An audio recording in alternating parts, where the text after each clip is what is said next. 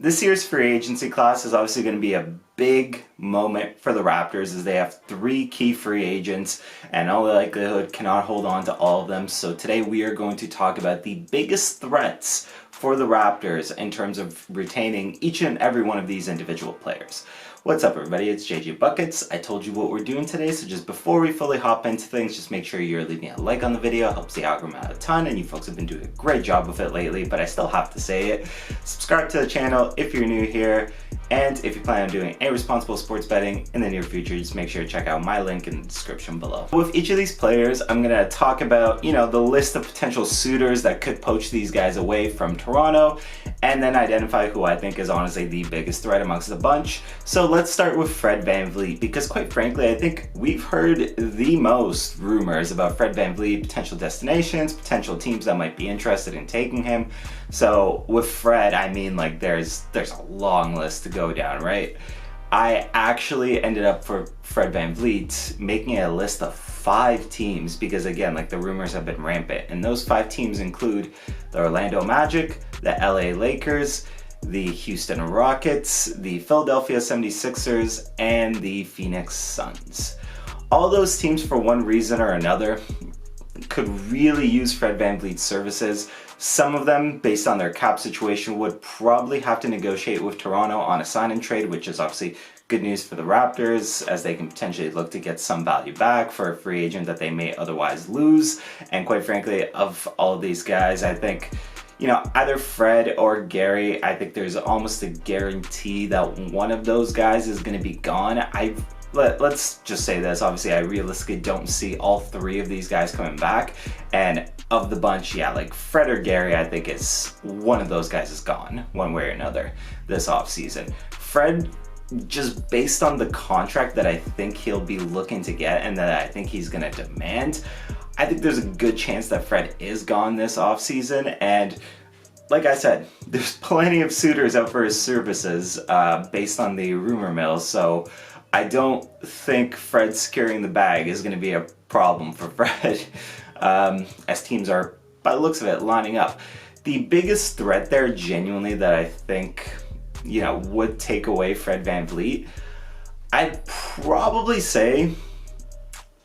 probably say it's the Lakers of the bunch, because again, I've talked about this in a previous video about Fred. We know he's with the same agency right now as LeBron James, with Clutch Sports obviously, so I think that natural link is there. On top of which, if the Lakers are smart, depending on how they kind of maneuver their situation in free agency, they may not necessarily need to get the Raptors involved. I mean, we've obviously heard the talks of the double sign and trade, sending D'Lo to Toronto and sending Fred back to LA, but if I'm not mistaken, I do believe, depending on the timing of when they sign their free agents and how they sign their free agents, and obviously depending on the money that they decide to give out to Fred, they could actually realistically bring in Fred VanVleet to the team without actually needing the Toronto Raptors. I'm like 90% confident of that. If I'm wrong, correct me in the comment section, obviously, but that is genuinely the case. And yeah, of all these teams here, there's, again, obviously a lot of potential suitors. We've heard the Rockets' backup plan to not getting James Harden is going to be Fred VanVleet, and I know they have a lot of money to throw around, so that would be a team that I think is also going to be aggressively in the mix. Obviously, Philadelphia's backup plan to not getting James Harden similarly is also Fred VanVleet, but that one's a little bit harder to maneuver in terms of money and the cap situation. Same thing kind of goes for Phoenix. The cap situation's a little bit iffy there in terms of how they would maneuver it. And Orlando would also be a interesting one, but I really do think it's the Lakers, then probably the Rockets, then everybody else in terms of, if you're gonna lose Fred, those are probably the teams. Trent Jr. actually, I would say, has a very similar list to Fred VanVleet when it comes to teams that would be looking for his services. Again, I have the Magic here, I have the Rockets here, I have the Lakers here, and the difference here is I also have the Knicks on the list.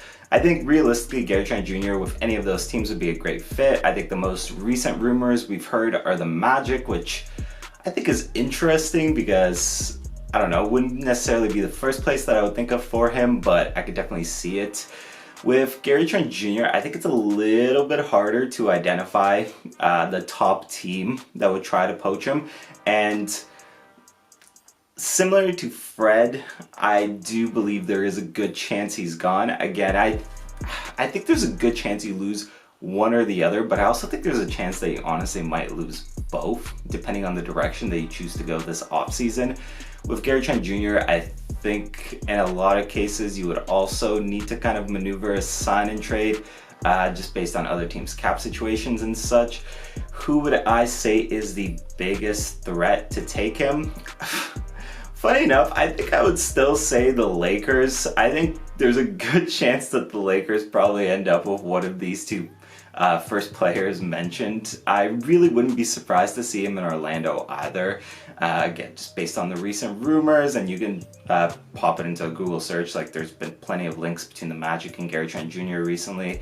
I think he would also be a really seamless fit with the Knicks in terms of what they kind of try to do with that team, but they also have a lot of really fun young pieces there, like Quinn Grimes, that I don't necessarily, and obviously Emmanuel Quickly, that I don't necessarily know if you need somebody kind of at that two-guard spot as much if you're the Knicks. I think if you're the Knicks, you know, if you're looking at Raptors players, obviously somebody like OG suits you a lot better. But that's an entirely different conversation. So when it comes to Gary Trent Jr., yeah, of the list, I would say the Lakers or the Magic are probably the biggest threat to take him away, because I think he's a seamless plug and play on either one of those two teams and would really add to what they already have. And the last player on the list obviously is Jakob Poeltl. Now, of the bunch here, of the three players, I have the most confidence in the fact that the Raptors would bring back Jakob Poeltl, but I do believe they will still have some competition in terms of doing that. Of the teams that I have on the list here, I would think the OKC Thunder would try to acquire Jakob. I would say the Mavericks, it would be in their best interest to pursue somebody like Jakob Poeltl as well. And I would also even throw the Chicago Bulls onto this list for reasons that I'll obviously get into. Obviously, with the Thunder, you have such a fun, young, budding core kind of coming together there. I think that's going to be such a great team and like for the future. Obviously with Shai Gilgeous-Alexander, Josh Giddey, Jalen Williams, like that's going to be a damn good team. And I think they're really missing a solid rebounding center and obviously defensive-minded center like Jakob Poeltl that would really legitimately just be, I think, a fantastic piece to kind of bring everything together that they're doing there. So, and especially when you consider OKC, like, man, they have the money, so I think they would be able to pursue Jakob no problem, obviously. And on top of that, obviously, you have the Mavericks, who have Kyrie Irving and Luka Doncic there. They are notoriously bad both defensively and on the glass. Jakob Poeltl is a huge answer to both those things. And then the Chicago Bulls, they have Nikola Vucevic, who's going to be a free agent this offseason. I don't think they're probably looking to bring him back based on the results that they've gotten out of the core that they currently have. So pursuing somebody like Jakob also makes a lot of sense for them. Of those three teams, I would definitely worry about the Thunder the most. Like, they have the money, they have the young core that could really benefit from Jakob. So if you're going to lose Jakob to anybody, like, I think the OKC Thunder are definitely right at the top of the list. But again, of all the free agents that the Raptors are going to have this offseason, I would have the most confidence in the fact that they are going to bring Jakob Poeltl back, both in terms of fit and in terms of the investment that, quite frankly, they put into him at the deadline. I think Jakob is here to stay. But should he not be, I think the Thunder are definitely going to be the team that takes him away if that happens. And that does it for me today. What do you folks think? Who do you see as threats to the Raptors when it comes to free agency and when it comes to losing these players? Which one of these players are you most willing to see go? I think I know the answer to that, but I'm still going to ask it anyways. Drop it all in the comment section below. I would love to hear it. Besides for that, folks, usual drill that I do. If you're still watching this, I'd like to think you enjoyed the video, so just hit that like button. Other than that, subscribe to the channel if you're new here, and that's pretty much been me for the day.